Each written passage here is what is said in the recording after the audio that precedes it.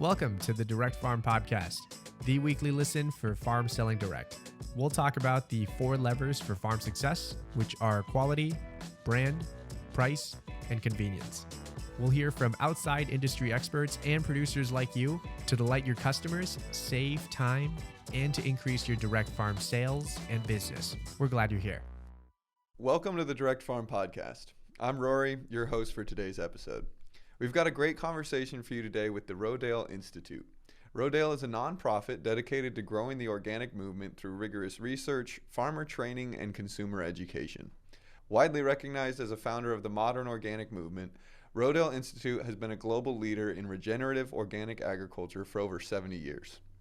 I'm delighted to welcome Justin Barclay, the Farm Education Manager at Rodale, for Rodale Institute's Farmer Training Program, or RIFT. Justin also runs the Veteran Farmer Training Programs, a subset of RIFT, where in this role, Justin organizes and coordinates curriculum, lecturers, and field trips to a class of participants, providing them the skills and experiences necessary to operate a highly diversified, certified organic farm.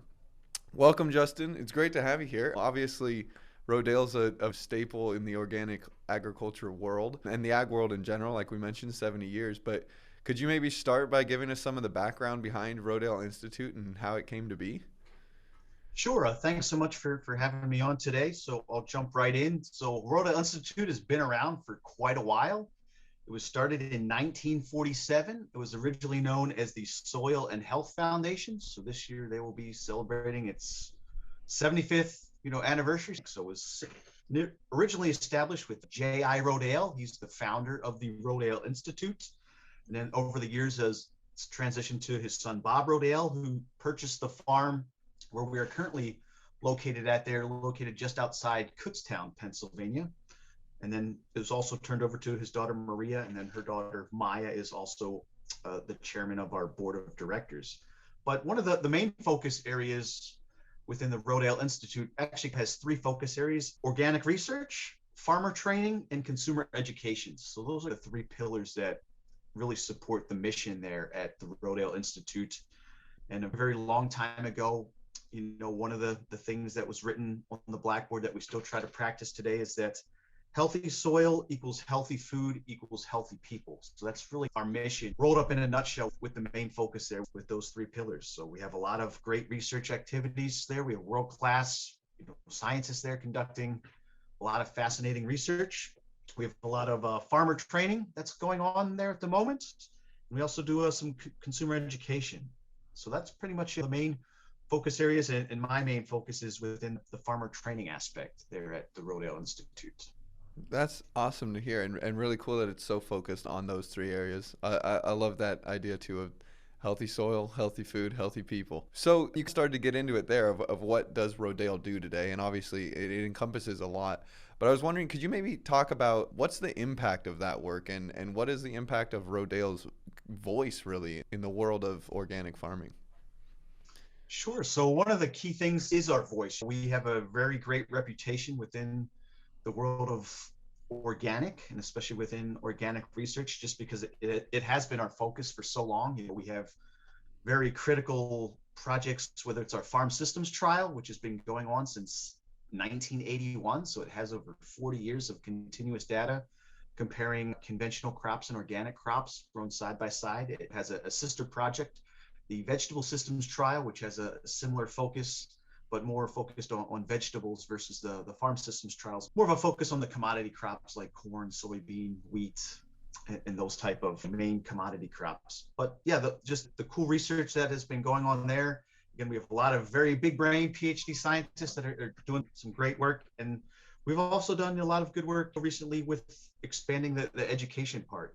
2021 was when we actually launched our virtual campus. So we actually have some additional online courses that I help run through one of our learning management systems, in addition to the workshops and webinars that we've been doing for several years now. And then the main focus right now is I get to focus a lot on the farmer training aspect.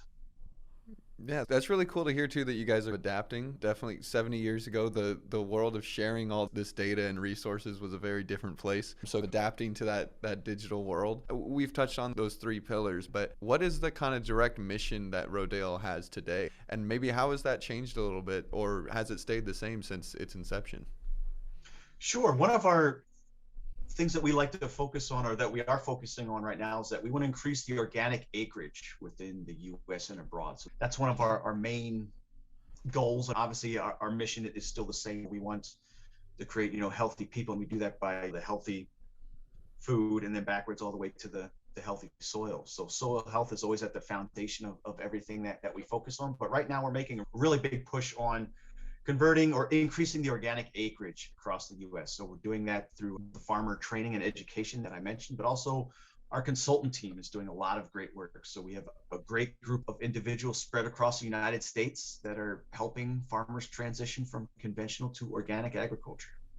That's really cool to hear too, because now it's almost like a requirement to have a mission statement. But I love that you guys have that almost measurable goal of increasing organic acreage in the US, that it's not just let's make healthy soil, which makes healthy food and makes healthy people, but you're tying it to this something that you can actually look at each year and say, are we accomplishing that mission? Is there more organic acreage? That's really cool. Yeah, and it's almost like a twofold thing. It's not only acreage, we also just want to increase the number of organic farmers out there too. So I know there is obviously a correlation between the acreage and the farmers themselves, but we also believe that creating more farmers is just important as just turning over to the acreage. Yeah, definitely. Part of creating those farmers is definitely your program and training farmers in those things. Could you maybe explain your programs a little bit and how they're organized and how they contribute to that mission of Rodale? Sure. So I'll start off talking about the Rodale Institute Farmer Training Program, or the RIFT program, as we call it. It's continually being improved year to year. We take the feedback very seriously that we get from the interns, and it's made a lot of great strides over the past several years. I'd say probably if you just go back even 8 to 10 years ago, it was very, hands-on focused with a limited amount of education, just again, focused on working directly into the fields. And then if you fast forward all the way to where we are in the current iteration of RIFT, I think we have a very good balance between education and hands-on training. So the way it's broken down within the week, our program is generally Monday through Friday. There are sometimes night times and weekend chores that are doled out amongst the interns, but the main bulk of our training and work occurs from a Monday to Friday. And out of that 40 plus hour, week, 16 hours are purely set aside for just education, which I think is really important. So we really made a very deliberate effort to make education a key cornerstone of the experience that our interns have here. Dan Kemper, he's the master trainer. He's done a great job over the past several years, really enhancing the curriculum and making it, a professional product. So the way that a typical week looks like, Monday mornings, we do a walking field lecture. We're checking up on the crops and the animals on a week-to-week basis, also refining our task list for that particular week. Monday afternoons, we generally have a lecture provided by, it could be a Rodale staff member, someone from our research team, one of the scientists, one of our scientists that work at some of our satellite locations that we have within Rodale Institute across the country, or we bring in outside experts to help us bring in additional skill sets. Monday is totally dedicated to education. Tuesday is kind of a regular work day. Wednesday morning is a regular work day. Wednesday afternoons, we like to do a lot of field trips. So we visit a lot of organic operations within the region here. We're located here outside Kutztown, Pennsylvania. So most of our field trips occur within about a 1 to 2 hour radius of that. Thursday is a regular work day. We also will start some of our market activities early there in June. So some of those markets will kick off in Thursday afternoon. Friday morning is the work day. And then Friday afternoon, we also have an additional field trip and or lecture or special guest or some type of other activity that we like to implement. So we're really proud with the way that the program is. Out of that 40 or so hours, 16 are set aside for education, with the remaining 24 hours within that given week that are spent with interns getting hands-on training. Right now it's a lot of work in the greenhouse and a little bit of work in the animals, but once the temperatures get a little bit warmer here in Pennsylvania, stuff will be thrown here in the fields in the next couple of weeks, and then we'll be rocking and rolling by the end of May, and definitely getting to that run there in June, and then hanging on for the rest of the summer. That's pretty much the way that our RIF program works in a nutshell. And just to caveat off of that, the veteran farmer training program is really just a subset of our RIF program, where The Veteran Farmer Training Program was originally established in 2016. So that was the first year that we were able to have some interns or veteran interns on site. And it's really made a lot of strides over the years where it's been fully integrated now with the RIFT program, pretty much most of 2021 and here in 2022. So really the programs are melded. So if someone comes and looks, they wouldn't really be able to tell who is in what particular program. The veterans are fully integrated with all the things that the other interns are doing within the farmer training program. That's really cool to hear. Barn to Door works really closely with the Farmer Veteran Coalition, and so we've definitely seen the impact that farming can have for veterans and the impact that veterans can have on farming. And it's really cool to see that you guys are leaning into that and helping to get more veterans in your program and farming organically with all the resources that Rodale has at its fingertips. And you touched on a little bit how you guys have balanced that shift of hands-on stuff and curriculum and learning in the classroom. What are some of the other ways that program has developed since you've been with Rodale? So one of the things that we're really proud of is that we've been able to bring in a lot of outside agencies and organizations to help expose the interns and help them make their agricultural enterprise that they hopefully start when they leave here become more successful. So obviously we have a lot of expertise in-house there at Rodale with organic certification, talking to the research staff here, the scientists. But over the past several years, we've incorporated a lot of different organizations. We've worked a lot with kitchen table consultants, so they provide a lot of farm-based accounting for our interns, so they get an in-depth series of afternoon lectures and homework assignments just to help them better balance their books. We also work with organizations like AgriBility. So even just this week, we had a representative, Abby Spackman from the Pennsylvania branch of AgriBility, come out and make a presentation to the interns. So just if people do have a disability or they become injured, they are able to help them remain within the field of agriculture or within that industry. And then also working with different groups like small business development centers,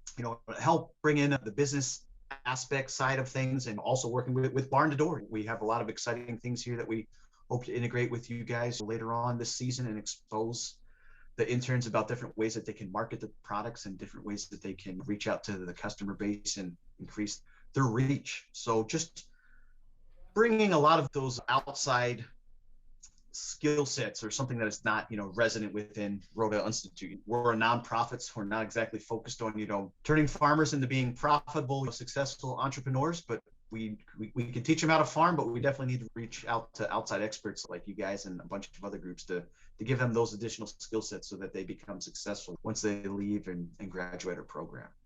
That's really cool to hear that it's such a well-rounded education and that you kind of acknowledge you guys definitely are the experts in organic agriculture, that without a doubt, but bringing in kitchen table consultants to cover books and other resources that are available like Barn to Door, which is really cool to hear that you guys are covering all the bases there. I was curious, with your veterans side of the program, how have veterans responded to the program, and are there any success stories that kind of come to mind? Sure. So actually, the genesis for creating the Veteran Farmer Training Program was a veteran who I first met in 2015, and he came by and was visiting Rodale because he was very interested in learning about organic agriculture. And the program that I was running at the time was one that was partnered with the local university, Delaware Valley University, which is still a great program, the Organic Farming Certificate Program, where students and military veterans in that program would come to Rodale for their summer semester. And he had a really strong desire to learn about organic agriculture, but he just didn't want to go back through the full college route. So it was a light bulb moment for me. I realized that, hey, we needed to come up with a complementary program to address the needs of military veterans that want to learn about organic agriculture, but don't necessarily want to go the formalized route through university or college.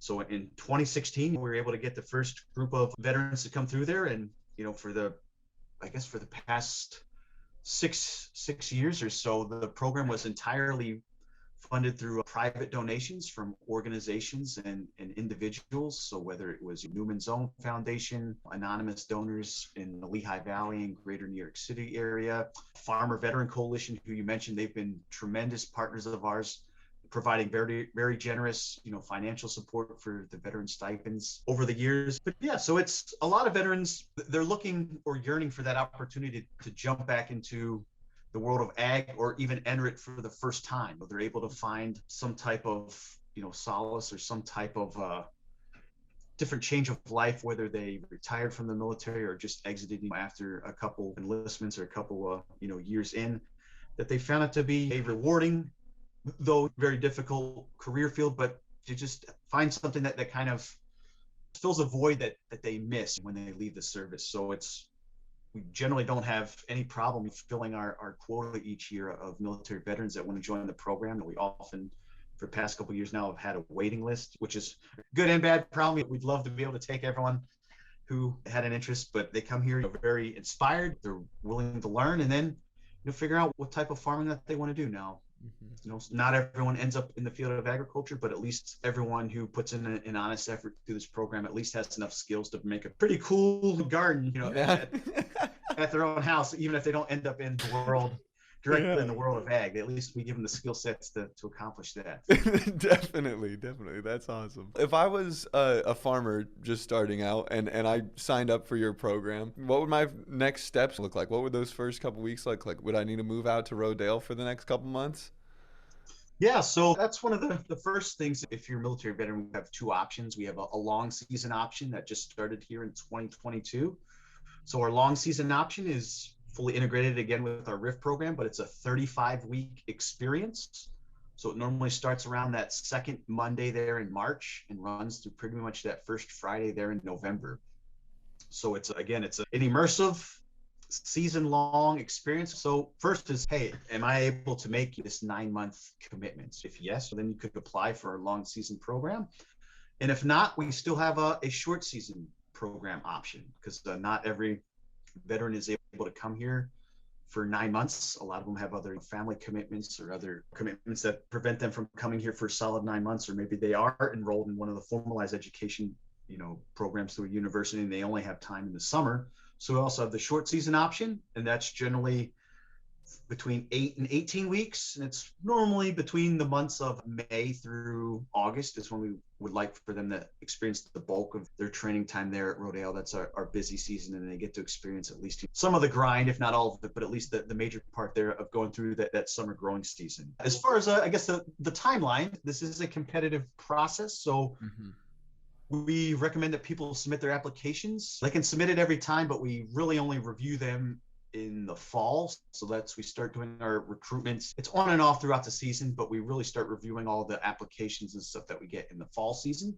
So we'll do our initial screening interviews there late fall, and then we normally transition to the second round interviews for people that are going to make the final, what we hope will be the final cuts there very late fall or sometimes early winter, so that they're able to get all their affairs in order and come here ready to roll come early March. Yeah, that's awesome. And you kind of talked earlier about some of the stuff that you guys are working on at Rodale, and that you're teaching these interns, as well as some of the people that you bring in to teach. But broadly, over the course of those weeks, what are some of the primary areas of focus for these training programs? So depending on what season that the veteran or even the intern is able to start, if they come there into winter time, they'll be able to help and assist with some of the seeding stuff that occurs in the greenhouses, and then some initial work there in the high tunnels, which allows you to extend your growing season or start it a little bit earlier. So that's pretty much what they're doing right now. It's still a fair amount of greenhouse work and some stuff in the high tunnels. So a lot of it is cleaning stuff and doing some other tasks.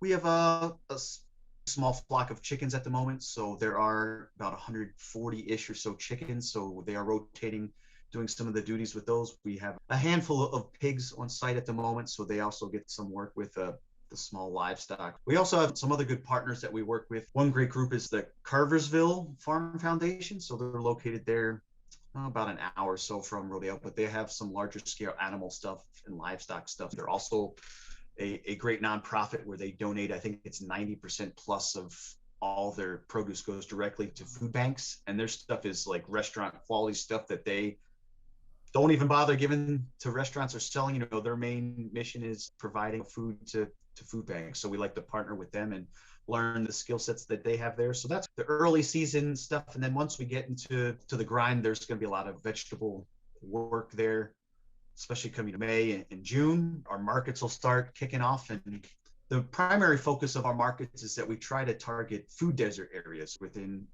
Pennsylvania. So the closest ones that we deal with are Allentown and Reading. Those are both cities within Pennsylvania that are about 30 to 40 minutes from Rodale. One's kind of due east, the other's kind of due west. So we understand that there are other needs, also in Philadelphia and Pittsburgh, but we tend to focus on more of the places that are immediate to our areas that that don't have access to good, healthy, nutritious food. So that's specifically where we set up our farmers markets, and we distribute a lot of our produce through those avenues, because we don't want to compete with other organic farmers at the farmers markets. We're not there to undercut them. We want them to be able to make as much profit as they can. So we try to specifically target those underserved areas within our region. And then once you hit the summer months, you'll be harvesting this stuff. You'll go through our processing facility, with packing, running stuff to markets, and then you just repeat that cycle for about the next 3 to 4 months after that. Stuff slowly winds down there in the later months, in September, October-ish. That's really cool to hear too, that you guys are targeting those food deserts and purposely not competing with other organic farmers. Then to be able to share that food that you're producing with people that might not be able to access it otherwise is a really cool aspect of the program. We are supported as a nonprofit, so we do get a fair amount of grants and private donations. So that's gives us an unfair advantage, or leverage over organic farms. So the last thing we want to do is be undercutting them, because they're our whole mission. Those are the people that we want to support. That's awesome to hear. And you kind of touched on the research and things that are going on at Rodale. Obviously, you guys have all these scientists there who are on the cutting edge, really, of the organic movement. What role does that research and that level of expertise of Rodale play into your training programs? I think it really serves as an attractive aspect that we're able to provide. So again, I mentioned before about those afternoon lectures, whether it's a Monday, Wednesday, or Friday afternoon. So pretty much all the research team there at Rodale will be giving at least one, if not multiple, presentations to the interns there. And just being able to get access to this world-class staff. These people are experts in their fields. They come from all over the world. We have scientists from China, from Lebanon, from Iran. We've had other ones from Kenya, obviously people from within the United States, from Nepal.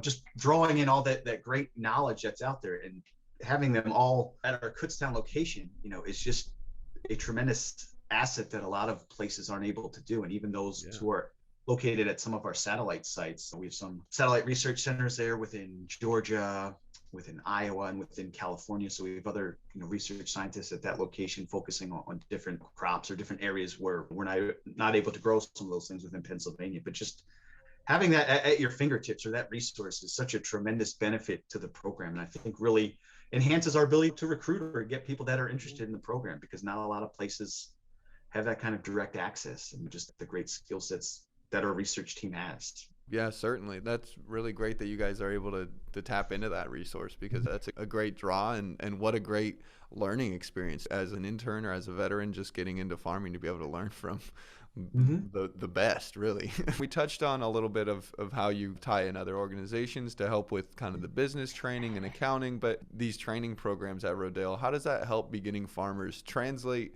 these new skills and all this farming education into a career? I'm thinking of people who have made an impact, or people that I can think of that are highlighted over the past couple of years. One of the guys, Chuck Christensen, again, he was very instrumental in me forming the veteran farmer training program. He's now farming in Adams County, which is probably about 4 or 5 counties away from where we are here within Pennsylvania. But just the fact that we still have contact with these people, he reached back every once in a while. He's been doing a lot of work with bees lately, so he still works with Michael Schmaling, who is our resident beekeeper there at Rodale Institute, in addition to being the farm manager at one of our satellite sites. So just being able to have that reach back is a key asset, or a key tool that these farmers are able to have in their tool belt. We don't just kick them out and say, all right, good luck, hopefully we'll talk to you later. So just they're able to have reach back. So he's been back multiple times working with Mike, talking about different bee questions and different stuff like that. One of the other guys who came to mind was Wilson Allen. So he was a guy who came through the program in 2020. So he's currently working at one of our partners, the Seed Farm. So the Seed Farm is an incubator farm that's located about 20-25 minutes from Rodale.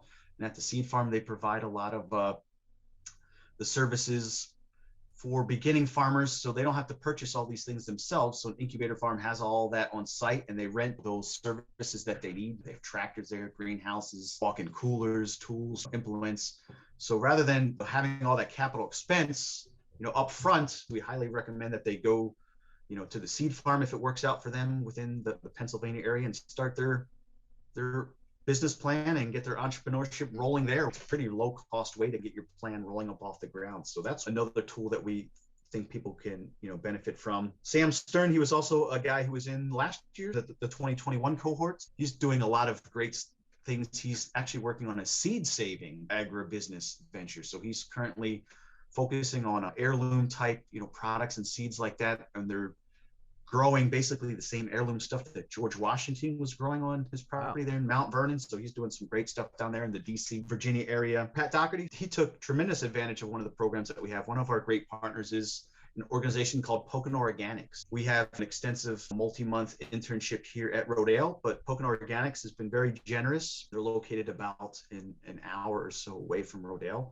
but they offer an additional 8-month internship for military veterans. So we're almost the basic training, if you want to look at it that way. An advanced training could be something there at Pocono Organics. So we spend an additional 8 months there learning about the different greenhouse operations and doing some of the good work there that they started with mushrooms.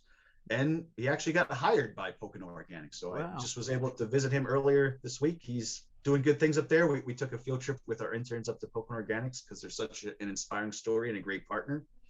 And then Ariel Jennings is a veteran who came through a program in 2018, and she's also up there at Pocono Organics at the moment as an intern, exploring possibilities of what she can do up there. We've had veterans from all ages. I think the youngest veteran I had was early 20s, and the oldest veteran was a Vietnam veteran, Bernie Gravener. He's currently farming in South Jersey. So it's just a lot of great success stories, and whether it's reaching back to Rodale, getting scholarships or grant opportunities through our partners with Farmer Veteran Coalition, like in Bernie's case, that helped him get some extra irrigation or seed farm. It's a lot of good opportunities where they're able to leverage the tools that they have made available to them to make it work for their particular enterprise.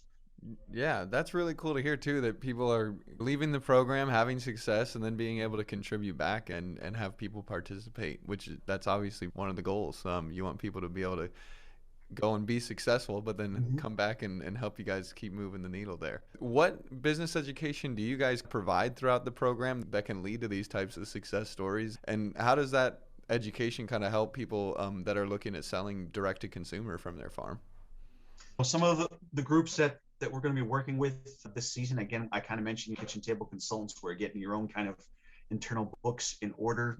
We're going to be working with you guys, Barn to Door, as an outlet for helping people market. I know you guys have a lot of other resources that you're going to be working with as well. We're also partnering with a group called Market Makers. So they're almost a combination there between like eHarmony and LinkedIn, just trying to marry up people who are looking to purchase agricultural products and those who are looking to sell those, trying to make that match. We also have a couple sessions lined up with different agencies from USDA. So I was actually coordinating that event just yesterday afternoon with getting multiple groups from USDA, whether it's USDA Rural, NRCS, some of their marketing service teams. They're just different agencies that want farmers to become successful and to have a good environmental impact on their areas, and just both veterans and the other interns aware of the resources that are out there to help them become successful farmers. In addition to all the field trips that we go to, we like to really focus on a lot of those people who have quote unquote made it or turned their enterprise into a successful business venture, letting the interns ask those, direct questions. Hey, what were your challenges here setting up your veggie CSA? What was your challenges with your small scale livestock operation with sheep or something like that, or your small scale dairy and yogurt and creamery operation? What were the benefits, the things that you wish you would have known before that? So just getting that hands-on direct one-on-one, time to ask questions. Like even this afternoon, the interns are at Peachtree Farms, which is a wholesale organic greenhouse. This is their busy time, March and April. People are buying all the stuff from the greenhouses, but just being able to talk to these farmers and these business owners one-on-one about the challenges and the benefits and the ways they're able to make the market work for them, or some of the challenges that they faced. No, that's definitely something we've experienced as well, is farmers love to learn from other farmers. It's been awesome to hear about the program. Where and how can farmers join or apply, or even just go to learn more about Rodale Institute's farm training programs? First of all, if you have any type of inclination that you're interested within the opportunities that Rodale has, I'd encourage you to go to rodaleinstitute.org, go underneath our education tab. We have quite a bit of resources. If you live in the local area here, you could definitely attend one of our workshops. We have quite a few of those spread throughout the spring and summer months. We have webinars that are people got to sign up for, and then if you do miss it, we have a decent amount of archived webinars that you can go out and check at your own leisure, even if you're not able to watch them when they're conducted live. And then we have our online courses, which are through our virtual campus. So I encourage people to check those out. We have our free regenerative consumer course, so that's free. Our other courses, you do have a fee associated with them. And then if you are really interested in participating in one of our internship programs, you can see underneath there, we have the Veteran Farmer Training Program and the RIF program. So just check out those web links there and get your applications in sooner rather than later. And we'll be interviewing people there in the fall, late fall, and then in the early winter for people to come here in the springtime. And if you're in the area, we encourage people to come visit. Rodale is pretty much open from dawn until dusk.